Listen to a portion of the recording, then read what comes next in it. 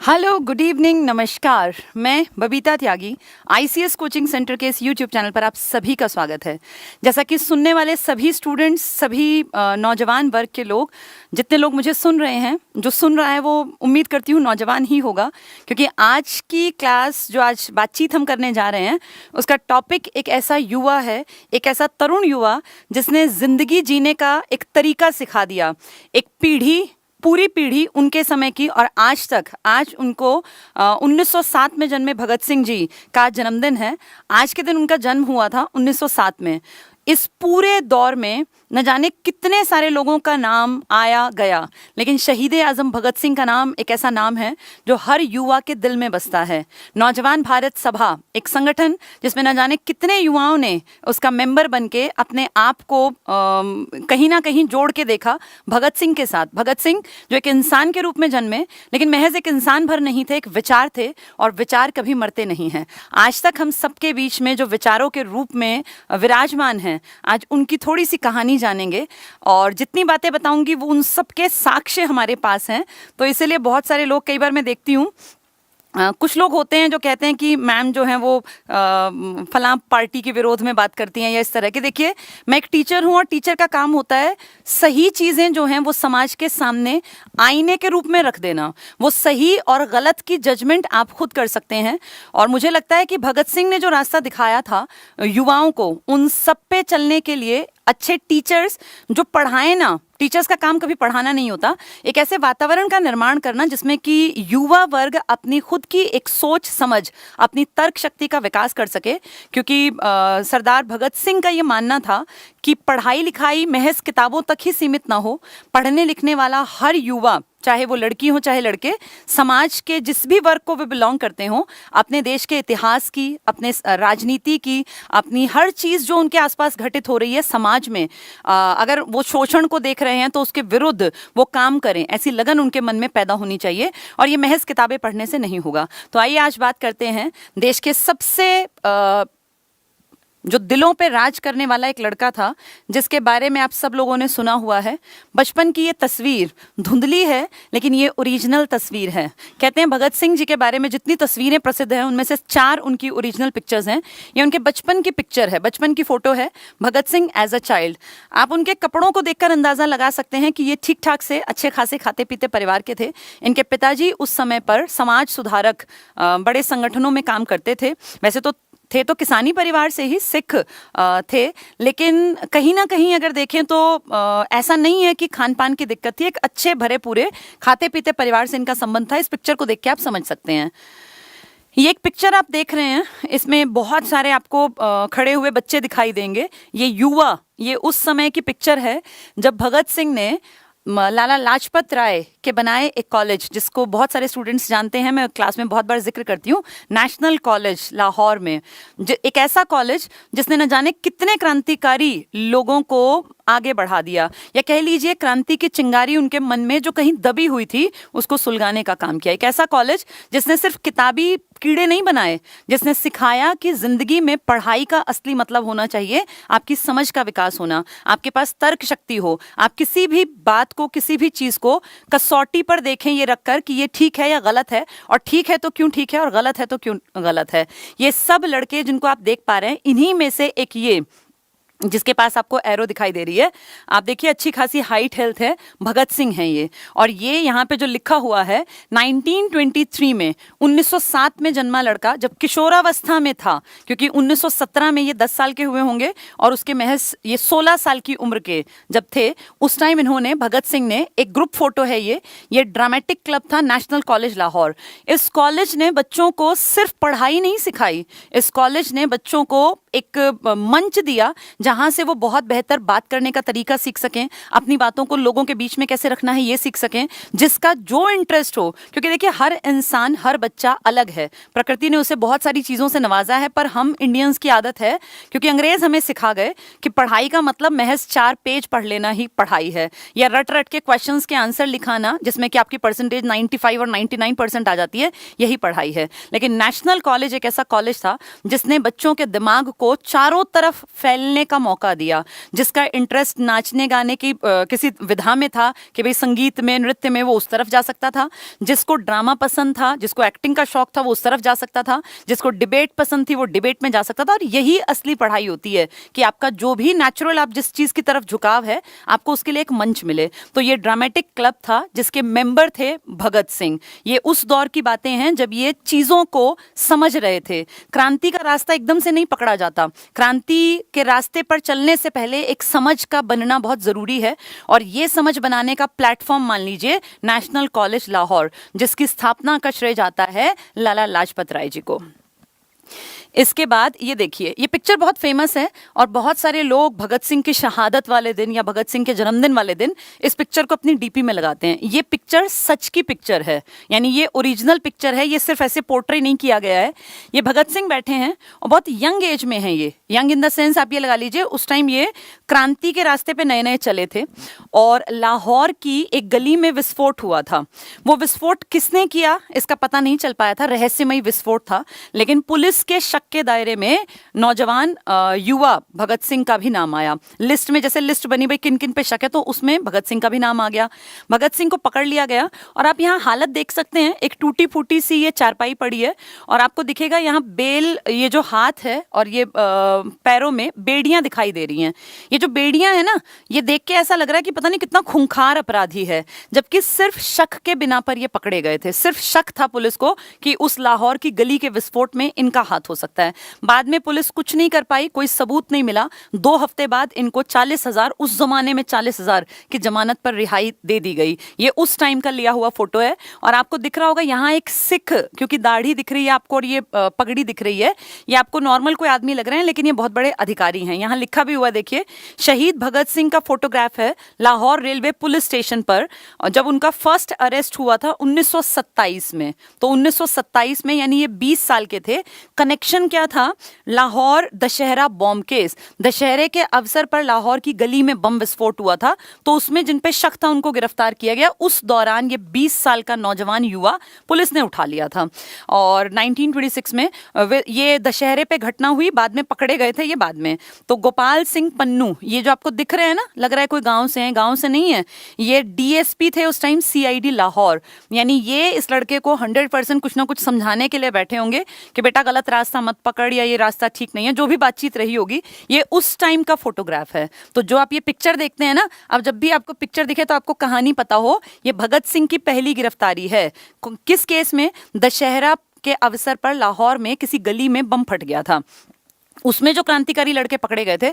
खैर ये छूट गए थे, बाद में कोई केस वेस उस पर चला नहीं था क्योंकि कोई सबूत नहीं था और ये कहीं भी क्लियर नहीं है कि ये उसमें इन्वॉल्व थे या नहीं थे। ये वो पिक्चर है, तो ये ओरिजिनल पिक्चर है।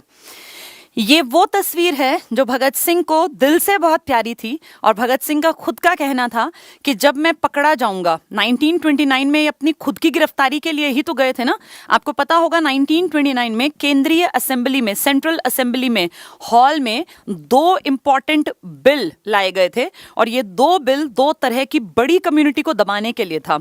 एक का नाम था public safety bill. Public safety के नाम पे क्रांतिकारियों का दमन चक्र चलाना चाहती थी अंग्रेजी हुकूमत, जिसके नाम पर यह दिया गया पब्लिक सेफ्टी बिल कि पब्लिक की सेफ्टी के लिए ऐसे लोगों को पकड़ना जरूरी है जिनको उनकी भाषा में आतंकवादी कहा जाता था, लेकिन हमारी भाषा में वो क्रांतिकारी बंधु थे। दूसरा बिल था, उस दौर में मजदूर संगठन भी एक्टिव हो रहे थे और मजदूर संगठन कई बार गड़बड़ ज्यादा बढ़ने पर अपने हकों के लिए आवाज उठाने लग गए थे और वो संगठित होकर हड़तालें करने लग गए थे। तो इन मजदूरों की हड़ताल से उस टाइम के पूंजीपतियों की जेब पर प्रभाव पड़ता था, क्योंकि अगर मजदूर हड़ताल करेंगे तो मिलें बंद हो जाएंगी और मिलें बंद होंगी तो उस जमाने में भी लखपति जो लोग हुआ करते थे, करोड़पति, उनके ऊपर दबाव आता था। इस कारण ब्रिटिश सरकार को वो कहते थे कि आप कुछ भी करके इनकी हड़तालों के लिए कोई नियम बनवा दो, कोई कानून बनवा दो। तो ये 2 लोगों को, 2 कम्युनिटी को खत्म करने या उनको परेशान करने का तरीका था और नाम दिया गया था ट्रेड डिस्प्यूट बिल कि भाई ट्रेड, व्यापार में जो डिस्प्यूट है इससे जुड़ा हुआ विधेयक, और दूसरे का नाम दिया गया था पब्लिक सेफ्टी बिल। ना इसमें पब्लिक की सेफ्टी थी और ना इसमें ट्रेड का कोई डिस्प्यूट था। इन दोनों को दिखावटी भाषा में पेश किया गया। असलियत भगत सिंह और उनके युवा साथी जानते थे कि ये चाहते हैं कि क्रांतिकारी मार्ग पर जो चलने की कोशिश करें उन लोगों को समय से पहले ही पकड़ के और रास्ते से हटा दें, ताकि देश में क्रांति का कोई बिगुल ही बजाने वाला ना बचे। और दूसरा, हड़ताल करने के अधिकार को छीन लेना। मजदूरों और यंग नौजवानों को दुखी करने के नाम पे ये दो बिल पेश किए गए थे।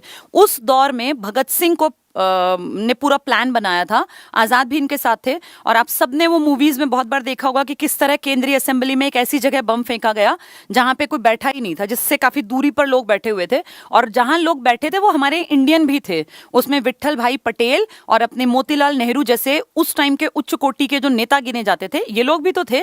लेकिन किसी को भी कुछ भी दिक्कत नहीं हुई। ये पूरा प्लान्ड था कि हम बम ऐसी जगह गिराएंगे जहां किसी का कोई नुकसान ना हो।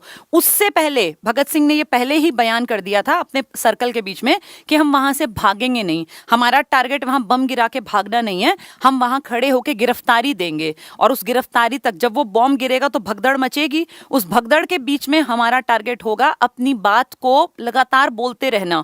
और जब वो बम फेंका था, 2 बम गिराए गए थे ना, उस बम फेंकने में एक तो भगत सिंह थे, एक बटुकेश्वर दत्त थे, जिनको आगे जाके काले पानी की सजा मिली थी। वहां वो बम फेंकने के बाद जब लोग भाग दौड़ रहे हैं और अपनी जान बचाने की सबको पड़ी है, तब भगत सिंह और बटुकेश्वर दत्त पर्चे फेंक रहे थे, पर्चे, कि भाई कोई तो पढ़ेगा, किसी तक तो पहुंचेंगे। और जब तक कि वो धुआं नहीं हटा, वो धुएं के बादल नहीं हटे, जब तक पुलिस वालों ने आके उनको गिरफ्तार नहीं किया, वो लगातार अपने नारे देते रहे, इंकलाब जिंदाबाद और साम्राज्यवाद का नाश हो। ये उनके 2 फेवरेट मूल मंत्र थे जिससे वो क्रांतिकारियों को जगाते थे। और वहां वो पर्चे जब फेंके गए तो वो पढ़ने में भी आए, गिरफ्तार करके इनको ले गए।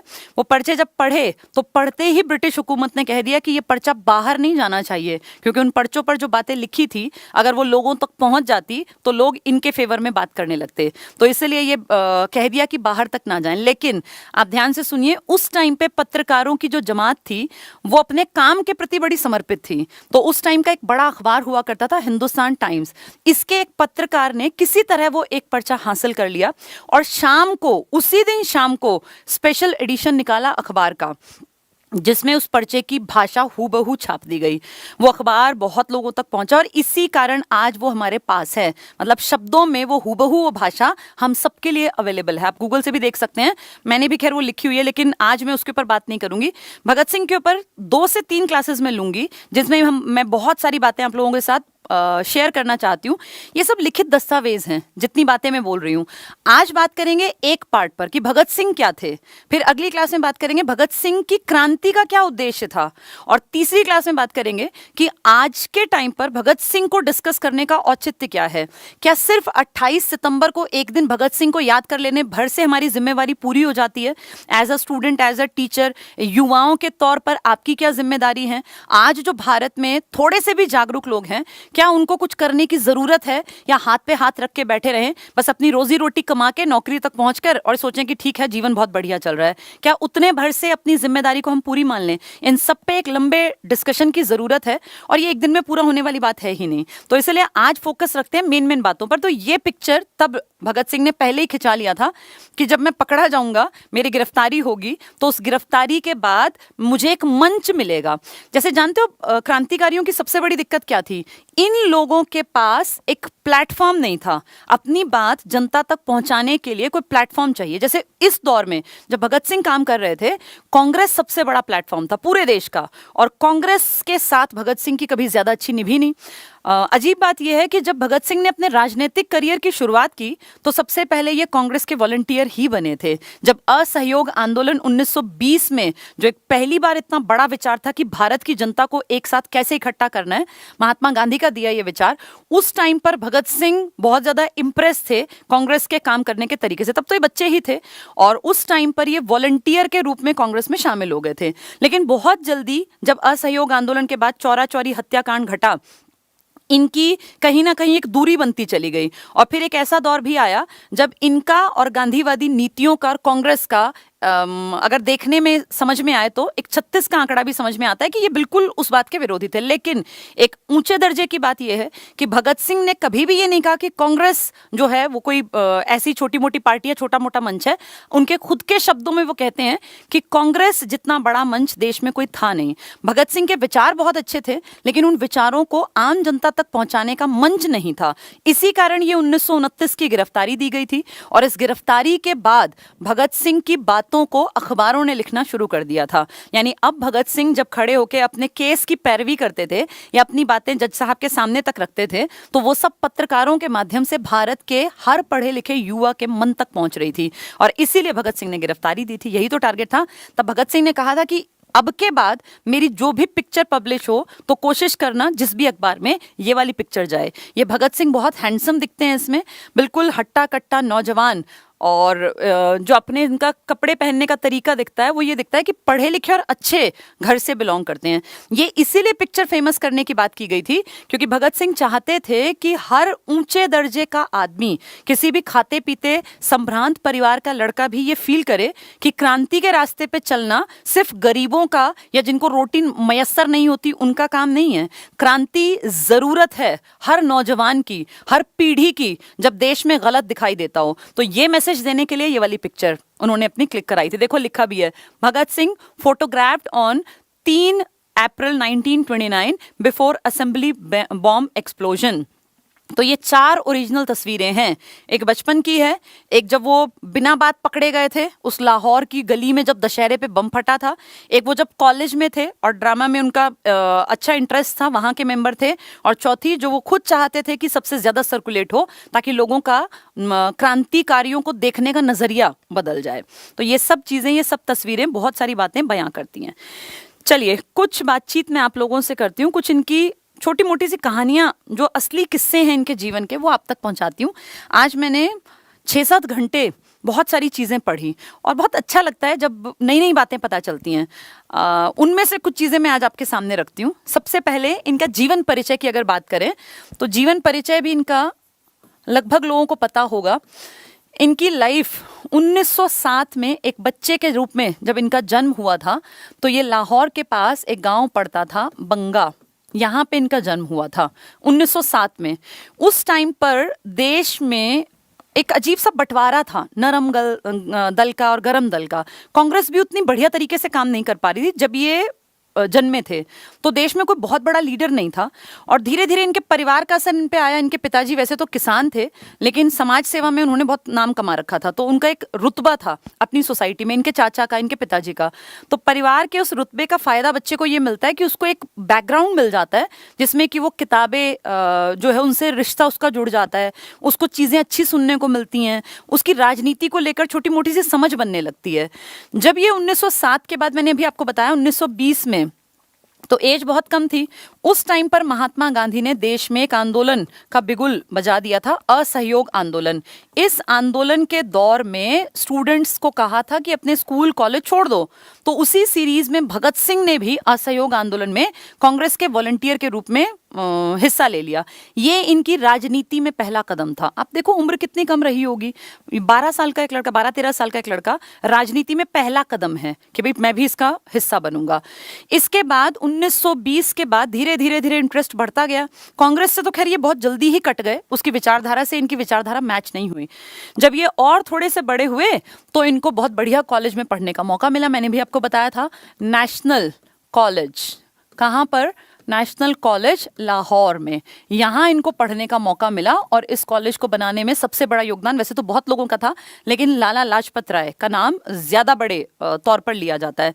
तो लाला जी के बनाए इस नेशनल कॉलेज में पढ़ने वाले स्टूडेंट्स का डेवलपमेंट बहुत अच्छा होता था, उनकी तर्क शक्ति विकसित हो जाती थी। वो हर चीज़ को ना जीवंत तरीके से, यानी हर चीज़ में आनंद कैसे लेना है, लाइफ को कैसे लाइटली लेना है और कैसे अपनी चीज़ों को समझना है, आगे बढ़ना है, कैसे अपनी समझ को विकसित करना है, कैसे अपनी पर्सनालिटी को ग्रूम करना है, इस पे बहुत काम होता था। सिर्फ मार्क्स और नौकरी इन लोगों का टारगेट नहीं था। यहाँ पढ़ने वाले स्टूडेंट्स में इनके कई अच्छे दोस्त बने जो आगे जाके फांसी के तख्ते तक इनके साथ रहे। आप 3 नाम एक साथ लेते हैं, भगत सिंह, राजगुरु, सुखदेव। ये जो सुखदेव है ना, ये इनके साथ ही इसी कॉलेज में बने थे। तो भगत सिंह और सुखदेव की जो तिकड़ी में से जो 2 हैं वो इसी कॉलेज में से निकले थे पढ़ लिख कर, नेशनल कॉलेज।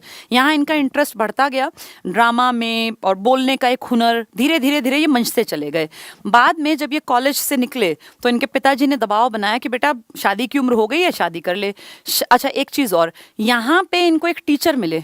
जैसे बच्चे की जिंदगी में एक टीचर का क्या रोल है, भगत सिंह की लाइफ से आप सुनिए। एक टीचर इनको मिले जिनका नाम था जयचंद। जयचंद नाम देखो, विद्यालंकार, विद्या और अलंकार, जिसके नाम में ही विद्या और गहना है, अलंकार। ये इनके पहले गुरु हैं जिन्होंने इनको क्रांति के रास्ते पे आगे बढ़ने में हेल्प की। जैसे एक बच्चा होता है ना, एनर्जी से भरा हुआ लेकिन दिशा विहीन होता है, उसको सही दिशा दिखाने का काम एक गुरु करता है। और ये सच्चे अर्थों में गुरु थे, क्योंकि इन्होंने भगत सिंह और सुखदेव की इस बात को परखा कि ये दोनों बच्चे नॉर्मल लोगों जैसे नहीं है कि पढ़ने के बाद बस नौकरी करके अपना पेट भर लें।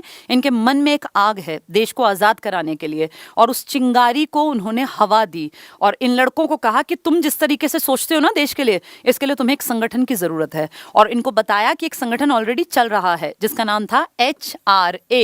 1924 में HRA बन चुका था। HRA का मतलब हिंदुस्तान रिपब्लिकन एसोसिएशन। इस HRA को बनाने वाले लीडर्स, क्रांतिकारी, उस टाइम पर काम कर रहे थे और उनको नए नए लड़कों की जरूरत पड़ती थी। तो हर जगह पे जहां जिसके मन में ये था ना मुझे देश के लिए कुछ करना है, जिस युवा के मन में, उनको HRA के बारे में जान के अच्छा लगता था। तो उन्हीं में से 2 का नाम मैंने आपको बता दिया। अब HRA संगठन बन गया, लेकिन किसी भी संगठन को चलाने के लिए ना सबसे बड़ी जरूरत होती है पैसा, क्योंकि संगठन को आगे बढ़ाना है काम, तो उसको पर्चे छापने पड़ेंगे, क्रांतिकारी कहाँ रहेंगे, उनकी मीटिंग्स होंगी, तो उसमें खर्चा तो होगा ही ना। हर चीज पैसे से ही तो होती है। आज भी पैसा चाहिए, तब भी पैसा चाहिए था। अब कांग्रेस को अगर देखें तो इतना बड़ा मंच था, धन्ना सेठ उस टाइम कांग्रेस को करोड़ों करोड़ रुपए का दान दे दिया करते थे। कांग्रेस को कभी पैसे की दिक्कत नहीं देखी कांग्रेस ने। लेकिन जो ये क्रांतिकारी संगठन थे ना, इनके घर वाले भी इनको निकाल देते थे, क्योंकि भाई घर वालों के पक्ष में रह के अगर ये बात करेंगे तो घर वाले इनको हटा लेंगे क्रांति के मार्ग से। घर वालों से लड़ झगड़ के क्रांति का मार्ग चुनते थे तो घर वाले तो पैसा देंगे नहीं। अब इतने यंग लड़के हैं तो इनके पास कोई पुरानी पुश्तैनी चीजें भी नहीं थी, तो इन लोगों को सबसे बड़ी दिक्कत आती थी कि काम तो करे देश के लिए, लेकिन पैसा कहाँ से आए। इसी सीरीज में HRA को अपना काम धाम जमाने के लिए पैसे की जरूरत थी, और इसीलिए हिस्ट्री में आप पढ़ते होंगे 1925 में कांड, जिसको अंग्रेजों ने नाम दिया था काकोरी कांड या काकोरी षड्यंत्र। हम कहते हैं काकोरी में जो रेल की घटना हुई थी। षड्यंत्र और कांड नेगेटिव शब्द हैं और ये जानबूझ के प्रमोट किए थे अंग्रेजों ने। ये हुआ क्या था, इन लोगों ने पैसा कहाँ से आए, तो सीधी बात है भाई, पैसा अपना ही, अपने देश का ही पैसा इस्तेमाल कर लेते हैं, जिस पे ये अंग्रेज आके बैठ गए हैं। तो एक ट्रेन में शाही खजाना जाता था, इन लोगों ने दिन पता किया कैसे कैसे जाता है, किस तरीके से हम अटैक कर सकते हैं, और काकोरी नाम के स्टेशन से जब जैसी आगे थोड़ी सी गाड़ी बढ़ी, इन्होंने वो थोड़ा जंगल सा आया तो उसकी चेन खींच दी, गाड़ी रुक गई, और फिर इन्होंने वो 1-2 जो लोग नहीं मान रहे थे उनको मारा और उस खजाने को लेके ये जंगलों में भाग गए। बाद में खैर बहुत दुख की बात है कि सारे पकड़े गए, जितने लोग इसमें इन्वॉल्व थे, बस एक आजाद बच के भाग गए थे, बाकी सब लोग पकड़े गए। कई लोगों को फांसी हुई जो बहुत ग्रेट लीडर्स थे, जो शायद आगे जाके देश की तस्वीर बदलने की काबिलियत रखते थे, जिनमें राम प्रसाद बिस्मिल। कई बार आप सोचते होंगे राम प्रसाद बिस्मिल कैसा नाम है भाई, ना तो हिंदू नाम ना मुस्लिम नाम। राम प्रसाद तो हिंदू नाम, बिस्मिल उर्दू का शब्द है।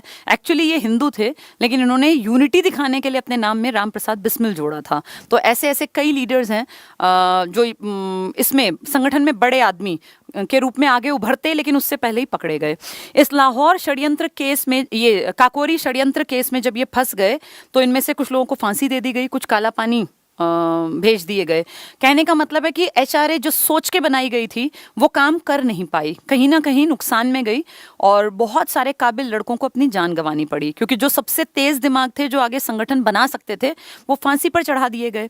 उसी सीरीज में राम प्रसाद बिस्मिल को बचाने के चक्कर में भगत सिंह ने कई बार प्लानिंग की थी। भगत सिंह ने कई कोशिशें की, पूरा ढांचा तैयार किया, हथियार इकट्ठे किए, लेकिन बिस्मिल के ऊपर लगातार पुलिस जो थी ना वो पहरा बढ़ाती गई, और कई बार योजना योजनाएं बनी लेकिन योजनाएं असफल हो गई, उनके साथ कांटेक्ट नहीं हो पाया, फाइनली बिस्मिल फांसी पर लटका दिए गए।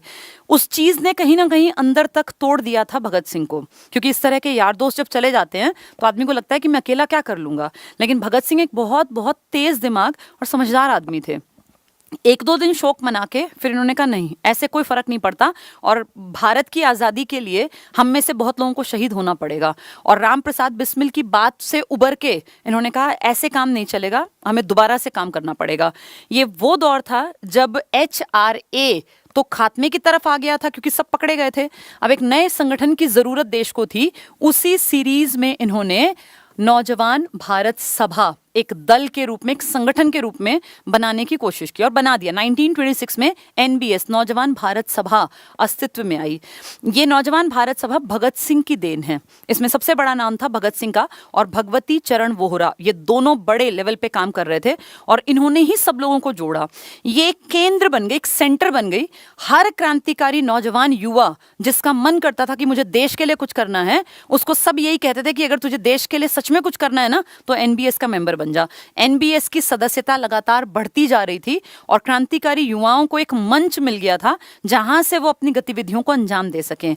भगत सिंह को फील होने लगा था कि सिर्फ मरने मारने से, दो चार अफसरों को मारने से, दो चार मुखबिरी करने वालों को मार देने से बात नहीं बनेगी। ये एक्शन बहुत छोटे लेवल पे है। अगर देश में बदलाव करना है तो ये दो चार को मारने से देश बदलेगा नहीं। देश को बदलना है तो जनमानस तक पहुंचना पड़ेगा, जन क्रांति लानी पड़ेगी। उसके लिए भगत सिंह को लगा कि ये जो तरीका है ना हम क्रांतिकारियों का, ये ठीक नहीं है कि भाई दो चार लोगों को मार दिया, बम कहीं ऐसा गिरा दिया, इन सब से काम नहीं चलेगा।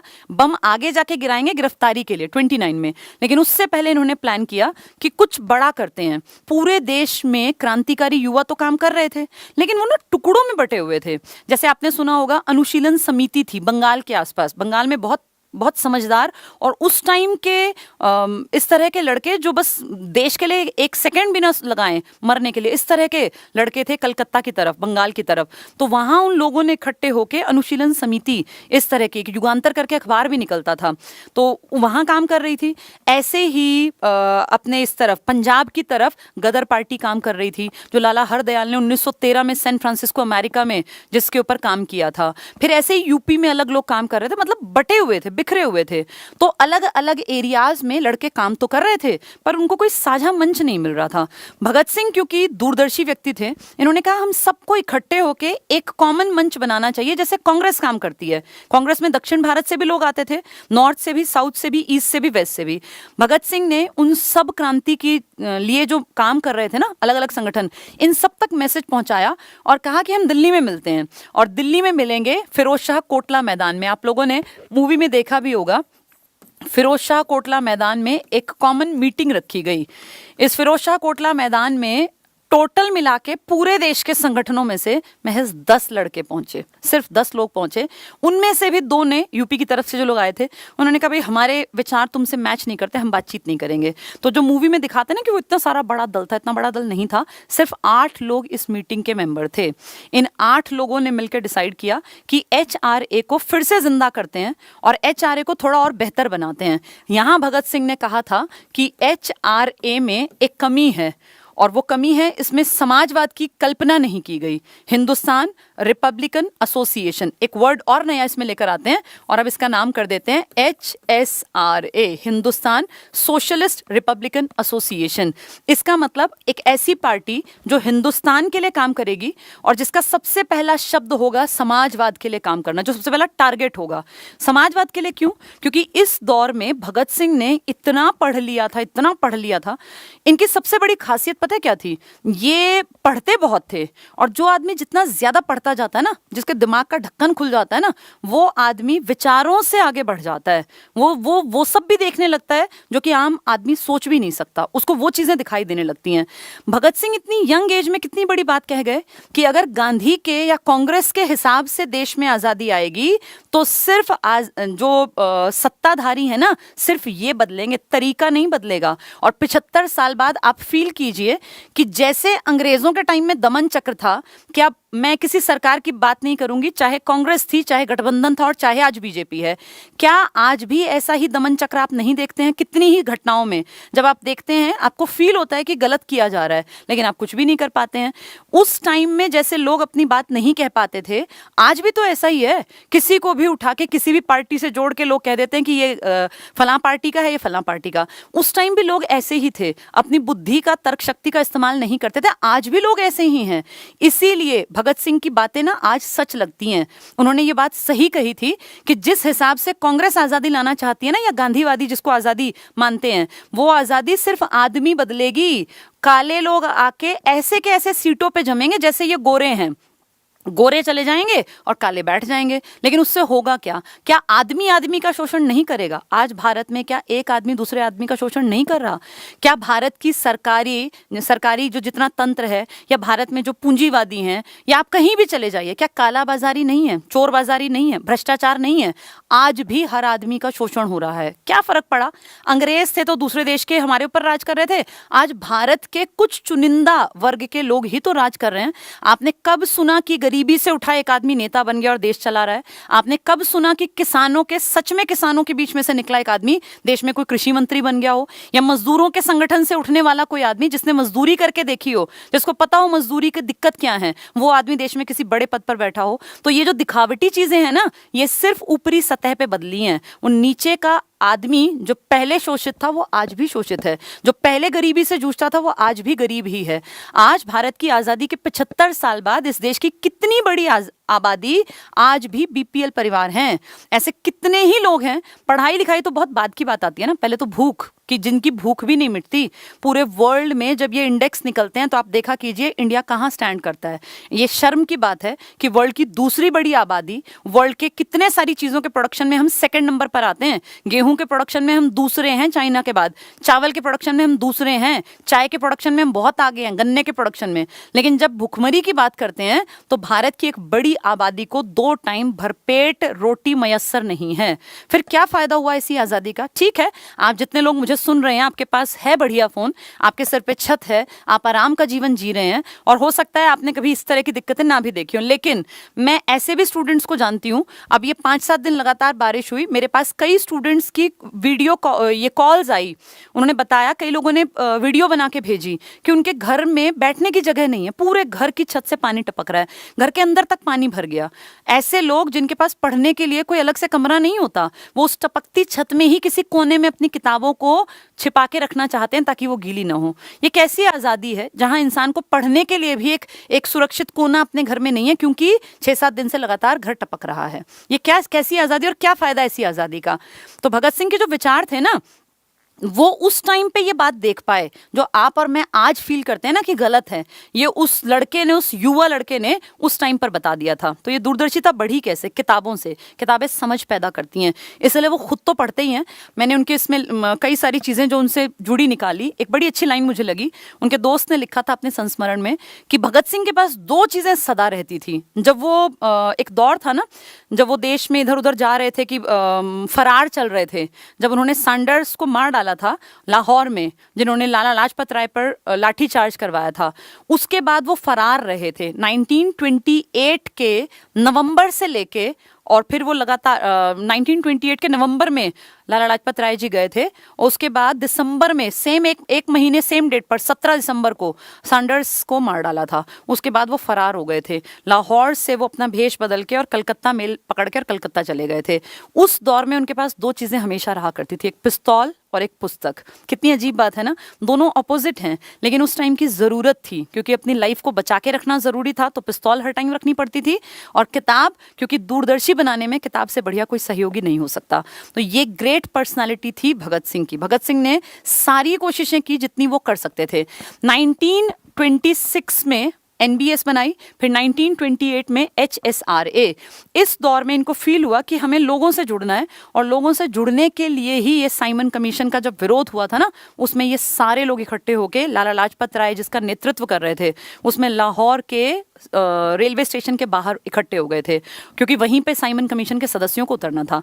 अब ये साइमन कमीशन क्या है, क्यों आया, बहुत लंबी कहानी है और इसको मैं चाहती हूँ सेकंड क्लास में बताऊँ, क्योंकि एक क्लास इतना सुनने पे आप खुद भी ज़रा ऊब जाएंगे। कहानी बहुत मज़ेदार होती है, अगर आप दिल से सुनेंगे तो आपको अच्छी लग रही होंगी। और ये रियलिटी है, इनमें जितनी मैंने बातें बताई ये सब कागज़ों में बयां की गई हैं। मैंने कुछ भी अपनी तरफ से नहीं बनाया, मैंने बहुत सारी चीज़ें पढ़ के और आप तक ये बातें पहुंचा रही हूँ।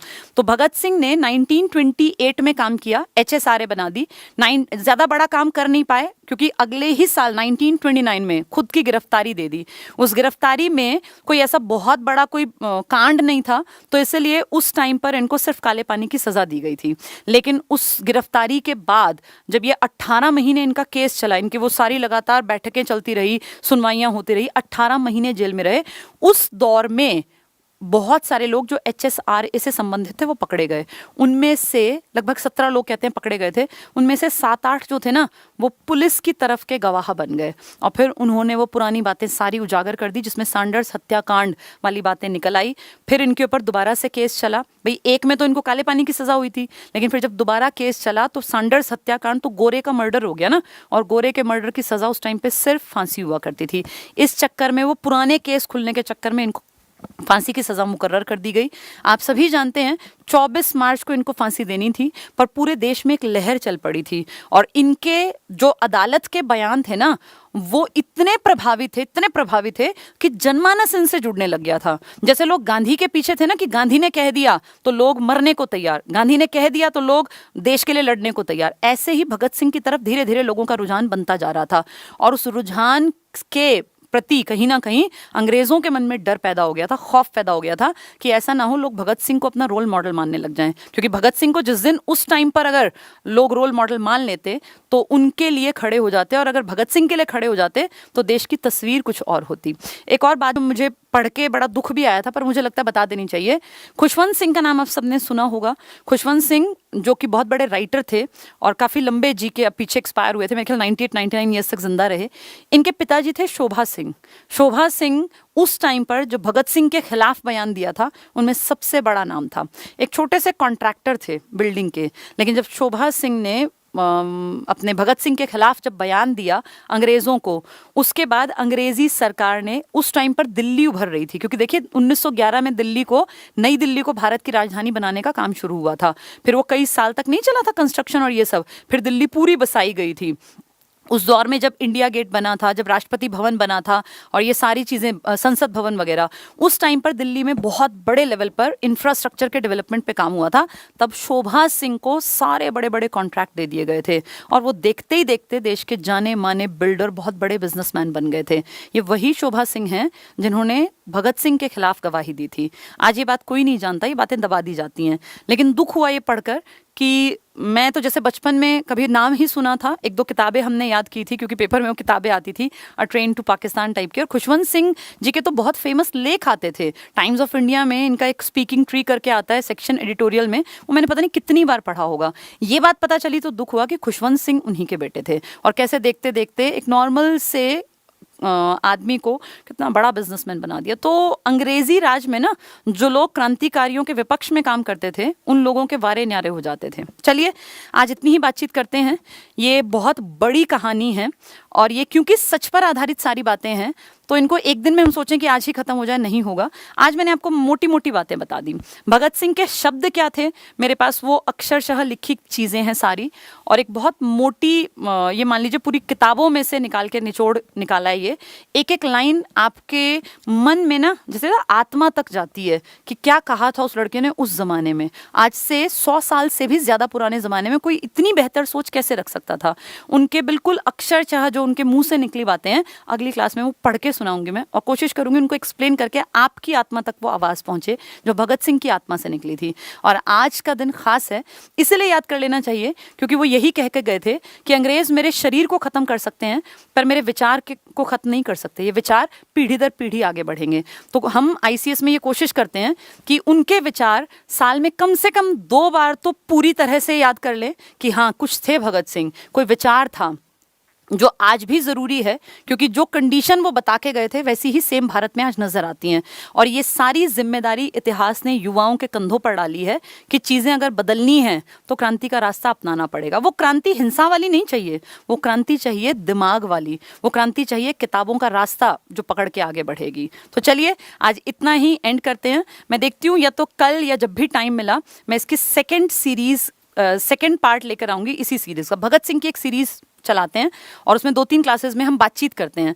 आप लोगों को जो चीज़ अच्छी लगी हो वो आप बता सकते हैं कि भगत सिंह की लाइफ से सीखने के लिए बहुत कुछ है युवाओं के लिए। जो भी सुनेगा उसको लगना चाहिए कि हाँ, भारत के लिए मुझे भी कुछ करना है। इतनी ही मेरी कोशिश है। और भगत सिंह एक बहुत ही बेहतरीन वक्ता थे, तो इनकी बातों को सुन के उस टाइम के युवा जागृत हो जाते थे। बस इतनी भर कोशिश मेरी है कि इनकी कही बातों को मैं आप तक पहुंचा दूं, तो एक जैसे पुल का काम मैं कर पाऊं कि आपके मन तक ये बात उतर जाए कि भगत सिंह चाहते क्या थे। ठीक है, चलिए आज के लिए इतना ही। थैंक यू, बहुत बहुत शुक्रिया जितने लोग हमसे जुड़े थे। और इस तरह की सीरीज़ को सुन के और अपनी लाइफ में उतारने की कोशिश करनी चाहिए। ये कोई टाइम पास की चीज़ें नहीं होती, टाइम पास की चीज़ें बहुत सारी हैं। ये वो चीज़ें हैं जिन पे काम किया जाना चाहिए, और काम एक दिन में नहीं होगा, लेकिन धीरे धीरे धीरे लोगों की विचारधारा में परिवर्तन आएगा और एक समय आएगा जब ज़्यादा लोगों की संख्या ये चाहत रखेगी कि भारत बदले। उस दिन के इंतज़ार में हम टीचर्स ये काम करते रहेंगे। Thank you.